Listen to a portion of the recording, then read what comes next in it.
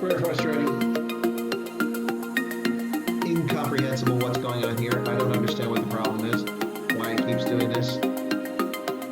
But I'm sure that a lot of people get frustrated by this. I know I am. My goodness. Nobody back with me yet. Hopefully some folks will get back. We shall see.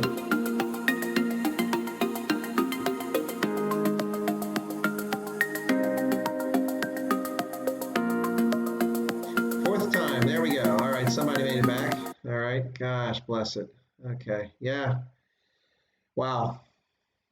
I closed my software suite Streamlabs and rebooted it, and hopefully that solves the problem. I'm not sure why it keeps kicking me off the network, because it's not only the software is locking up, but it's also booting my internet connection off, and it doesn't make any sense why that is. Maybe if I move it an inch or two closer to myself and get a better signal. I have a strong signal, so I'm not so sure what the problem is there. Anyway, but I'll still bring it closer to myself here. Wouldn't hurt. There we go. Can always adjust this, so now I'm closer to you guys. Okay, there we go. Right, well, it's just the two of us at the moment, so let's see if we can get some more folks back. Man, real determination on your part to stick with me there. I'm grateful. Paulie will probably show up. Moira May. There's Paulie. Encourage people not to leave Colonel. Let's hope it sticks. Yeah, it's thanks for coming back, Paulie. I don't know what the deal is here. I'm going to try something else for my next stream tomorrow. Maybe do this from my PC with my camera and see if I have better luck. Because I'm not so sure if it's the software, if it's YouTube. Hey, Maura. I'm not so sure if it's the software, if it's YouTube. It's certainly not operator timing and headspace. I know what I'm doing here, but I can't physically keep the connection over the air and the software running with my hands. Anyway, need new PRC 77 battery. There you go. For those who don't know, PRC 77 is a man-pack radio that the infantry carry. It's very uncomfortable, and the batteries only last for a few hours. So maybe I need a new battery. That's a funny joke. I like that one. All right. So I was talking about Botswana. The president. If I get cut off again, I'm not sure what I'm going to do, because we've only had a couple minutes on here. So hopefully this one will go longer, and we won't lose folks. But anyway, so back to the conversation here. The president of Botswana and 63 members of parliament have now been released from their self-imposed quarantine. This took place after a member of the medical staff that takes care of parliamentarians had been in parliament when they were testing the members of parliament, and that person, it turns out, later tested positive. So as a precautionary measure, parliament suspended briefly, and all members went home in self-quarantine, as did the president. There's no reports that any of them came down with COVID-19, so that's encouraging. But honestly, it was a little bit embarrassing, no doubt, for the government of Botswana that the entire parliament had to be quarantined. But frankly, we were close to that ourselves here in the United States with a couple members of Congress, and even in the Senate. Famously, Senator Rand Paul tested positive for COVID-19. So it can happen to anybody. So anyway, so Masisi himself has now had 2 quarantines. He had famously gone to Namibia for its 30th anniversary celebration on the 21st of March, along with a few other heads of state, including Mnangagwa from Zimbabwe, and I think also Lorenzo from Angola was there. But they went for the celebration, and he came back, and there have been cases of COVID-19 in Namibia, but not yet in Botswana. So when he came back, he self-imposed and went in isolation for 2 weeks. And then right after that, the entire parliament was potentially exposed. So he and the parliamentarians, all 63 members of Botswana's parliament, went into self-imposed isolation. That was fascinating, to say the least. Anyway, so that's what happened there. So now their period is up, and I guess they can get back to doing business, provided that they are not linking up with folks in the wrong environment, breaking the social distance thing. So the members of parliament in Botswana can get back to business now. Now, here's an update on a video that I did back in February. I announced, and I did a video, one of my more, focused videos, a recorded one, talking about Namibia becoming the first country in Africa authorized to ship beef to the United States. First country ever. So that beef was shipped to the U.S., and on the 17th of April, I just saw the news article came out on this yesterday, that beef arrived in Philadelphia. So there you go, Africa exporting beef to the United States. Now, that was shipped on the 20th of February and just arrived on 17 April. And the president and consultant for the Import-Export Associates, Leonard Lang, said that this shipment included 25 tons of beef from Meatco, which is the national meat producer or abattoir in Namibia. So Meatco and Namibia became the first country ever eligible to ship beef to the U.S. So kudos for them. The beef got out the door before we had restrictions, and we're not stopping boats anyway. It was mostly flights. So Meatco will continue exporting boneless raw beef products and may also later export chilled and frozen boneless meat to the U.S. They are not allowed to ship things like ground beef. That's not allowed right now. But for now, this is happening. Also in Namibia, a little bit of news. Air Namibia has announced that it will not be able to make salary payments. Yep. So April salaries will be delayed at least 1 week because the airline does not have any money. So the company's acting CEO, Elia Erastus, confirmed to the Namibian newspaper that the airline will not be able to pay the salaries of its 700 employees on time. He said salaries for April were anticipated to be delayed by a week. He was quoted in the Namibian as saying, yes, salary payments for this month will be paid late and not as per the normal pay date, the 25th of each month, which would be tomorrow. This payment is anticipated to be a week late, Erastus said. He said the airline will continue engaging employees and stakeholders on the way forward. And referring to the Wuhan coronavirus COVID-19 crisis, he said the situation is not sustainable for any of us, including the shareholder. Now, I find that entertaining. For those of you who may not be aware, Air Namibia is a wholly owned subsidiary of the government of Namibia. The only shareholder in Air Namibia is the government, making it a state-owned enterprise or parastatal. So when you use the term shareholder, that's a bit deceiving. Yeah, well, we have plenty of beef here in the States, Mark. Mark says, I thought Texas was full of steak. Yeah, but nonetheless, we buy food from around the world, including beef. We buy beef from Argentina and from other places. So it's quite a coup for Namibia to become the first country in Africa to be able to export beef to the U.S. But this wasn't a short path. Namibia spent 18 years negotiating with the U.S. government to get this to make it possible for them to be able to ship beef to the U.S. So a really, really, really difficult path to get certified and actually be authorized to send that beef. And as I mentioned, there are restrictions. No ground beef. It's got to be whole cuts of beef. But nonetheless, it's a great success for them, and could be a booming market for them. China became a market for Namibia's exports in the past few years, and of course, the European Union remains a market for it. So, some good news for beef producers in Namibia. All right, so Air Namibia, so the airline is currently operating on a skeletal staff of 450 people. I got to be honest with you, I don't really consider 450 people to be a skeleton staff when you have 700 employees. That's over 50% of your staff. To me, a skeleton staff would be something like, 15, 20% max of, or the minimum, depending what your industry is in. Nonetheless, they're calling that a skeleton staff of 450 people, but these folks are not going to get paid on time. And again, I wouldn't really call the government of Namibia the shareholder. I'd say they're the owner of the airline. So there you have it. A little bit of news about Namibia's beef exports to the U.S. Air Namibia having trouble. Surprisingly, Air Namibia is still in operation, although they're really just doing contract flights, cargo services, things like that, and repatriating people. So there's not much business for them, but they are still operating some flights. Not a lot of flights, but some flights. All right. Certainly they can't fly to South Africa now with the airports closed and not letting people in. The only flights going into South Africa are for the most part, repatriation.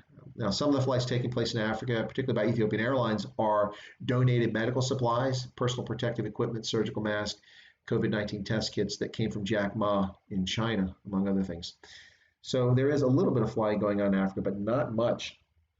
Right. So, got any questions there? Anyone have anything you want to talk about? This is Stray Voltage, so anything is on the table. We can talk about anything at all. So the reason I mentioned earlier that I did the Stray Voltage day rather than produce a video like I normally do most days is that I was a guest on a radio program earlier. And let me find that image and bring it back here. So I was on earlier, and where is that image at? I'm not seeing. There we go. So there's the marketing photo for the podcast that I'm supposed to appear on tomorrow. It's being edited now. And in that podcast, we talked about COVID-19, economic issues for South Africa, and also we talked about the topic of self-determination in South Africa. So those of you curious about that, of course, discussed Oranje, which is an Afrikaans community, Afrikaans-speaking community in the Free State. So we talked about that, and also talked about the concept of self-determination and founding documents. I mentioned the Freedom Charter of 1955, the South African Constitution of 1996, and the United Nations Charter, Article 1, which talks about self-determination. So we talked a little bit about that. Some folks may be curious what my views are. I'm not a big proponent of self-determination from the standpoint of breaking apart a country or seceding. I think that accommodations can be made when it comes to self-determination in the context of autonomy or semi-autonomy, semi-autonomous operating. And that works, I think, rather well. We've got some examples of that. You look to Italy, which has a significant German minority in the province of South Tyrol or Alto Adige in the north. That was an ethnic German enclave that was part of the Austro-Hungarian Empire, but given to Italy at the end of the First World War because it kind of stabbed right into the boundaries of Italy, and there was an Italian minority. So the Allies gave that to Italy as a reward for their participation in World War One, and it's created issues culturally and linguistically ever since then. But it's largely been not a major problem, even though there's been a few spats of terrorism in the 60s and 80s. But since the 1960s, because of a high degree of semi-autonomous rule for the people there, it has functioned very well. Habitually, historically, unemployment in South Tyrol is lower, development is higher, and per capita income is far higher, as are all the major statistics when it comes to living in the world. But you see that in South Tyrol. So that's one example. So Justigo says, sorry, I love and support local farms. It's good for Namibia and more bad news for small U.S. beef farmers.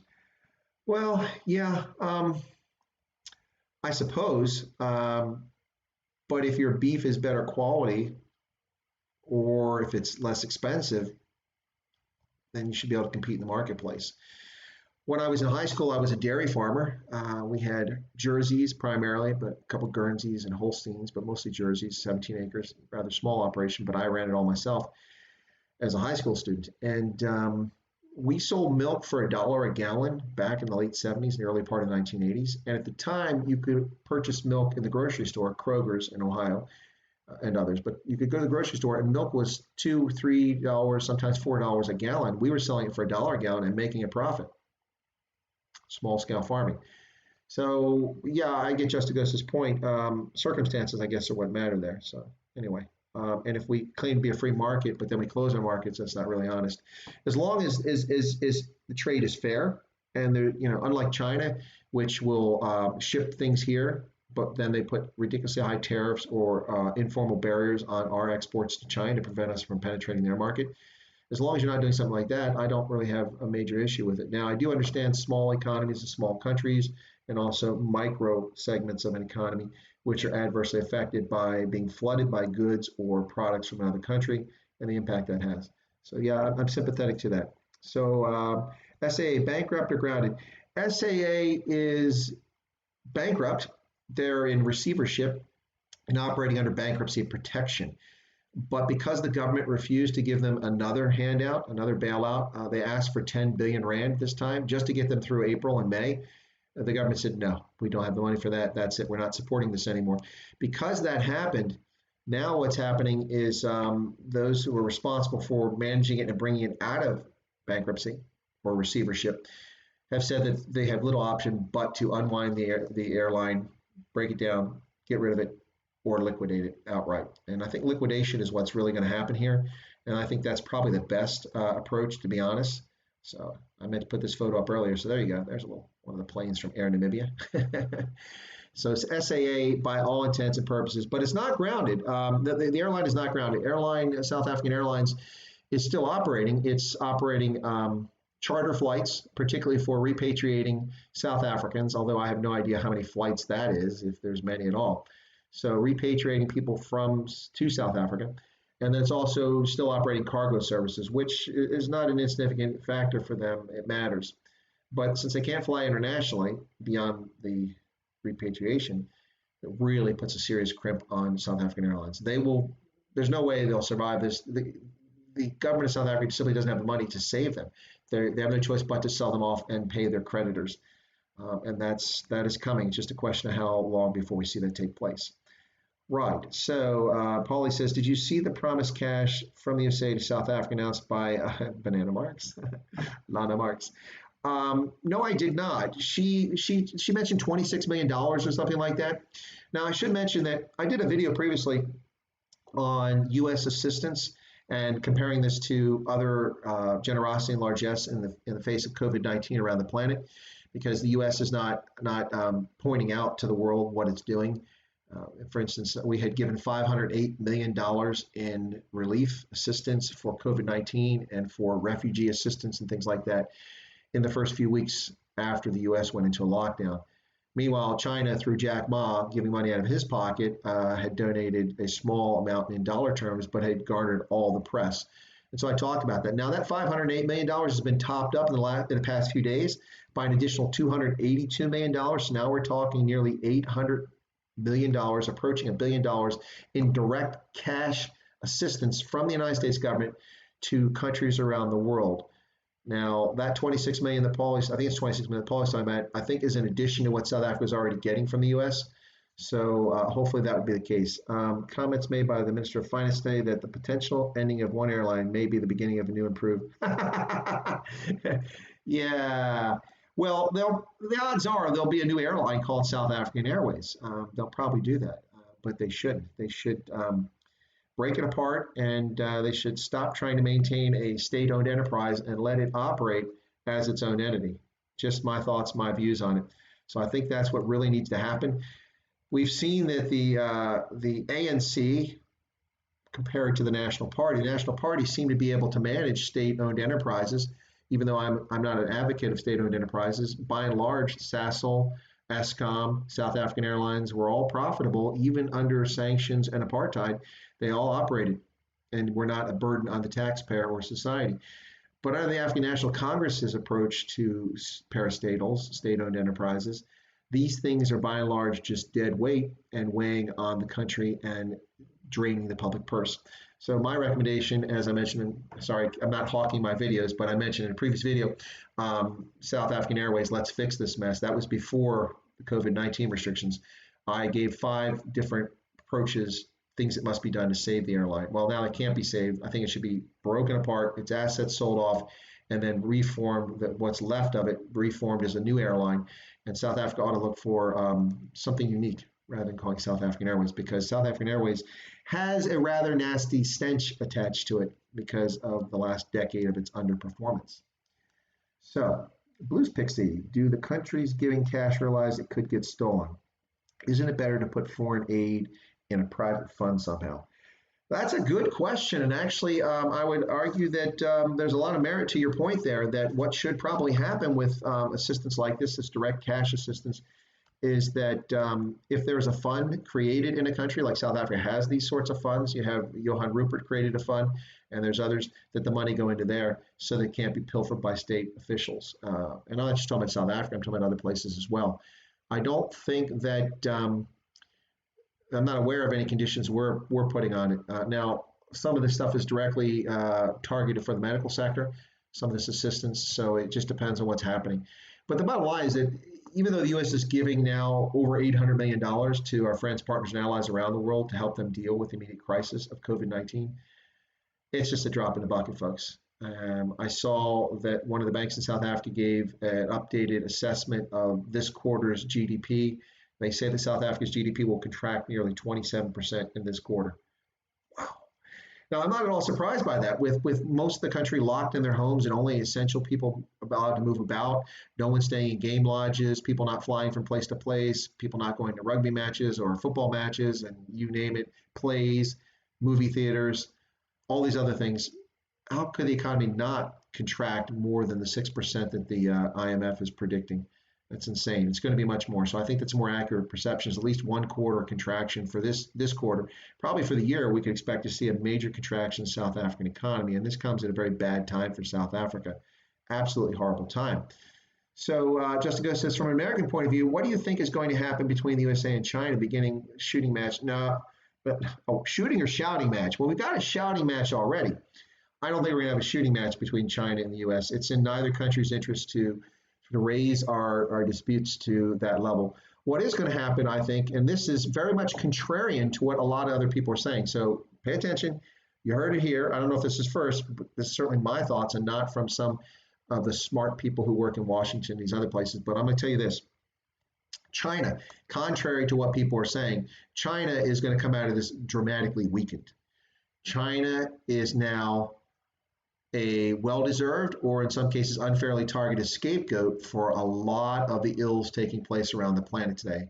A lot of it's their fault, but some of it's not. And so a lot of people are very angry. I mean, hashtag China must fall was trending in South Africa, and it's been trending in other places now. China must fall. I'm not arguing China must fall, but what I am saying is this, is that China is not going to be strengthened the way that many people think. Much of China's industrial capacity is sitting idle right now. And what industrial capacity is working, its markets are not buying things in the manner they normally would. In addition to that, with mines shut down, with natural resources around the world, particularly in places like Africa, where the Chinese rely on many minerals from Africa, those minerals are not arriving. Eventually, the stockpiles that were on hand, if they had stockpiles, are depleted. If you don't have iron to make steel, then you can't make steel girders. You can't substitute it with a digital printer. It just doesn't work. I know people love digital printers, but you cannot make steel girders out of digital printers. Maybe one day, maybe Star Trek Enterprise will see that, but that is not the case today. So China, you heard it here, China is grievously injured by this, and a lot of it's self-inflicted. And so a lot of people, now you see a lot of economies talking about resorting to the way things used to be. Why don't we produce this in this country? Why are we relying on China for this, for the precursors to make this medicine when we can make it right here at home? Was it really worth the extra 3 or 4 points on margins to make things in China?